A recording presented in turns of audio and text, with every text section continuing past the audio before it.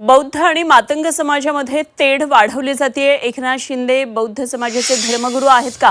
गुणरत्न सदावर्तेंनी एकनाथ शिंदेंवर ही टीका केली आहे। तर उपवर्गीकरणाची घोषणा योग्य आहे का, असा सदावर्ते यांनी प्रश्न उपस्थित केला आहे।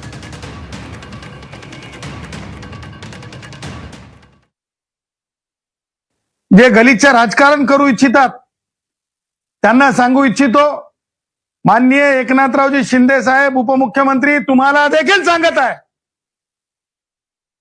जसा तुम्ही मराठा समाजाचं पुढारपण म्हणून तुम्ही तुमचं शहाणपण तुमच्यापर्यंत आहे, आम्ही काय म्हणत नाही, परंतु बौद्ध समाज मातंग समाज हा विद्वतेनं खूप मोठा आहे।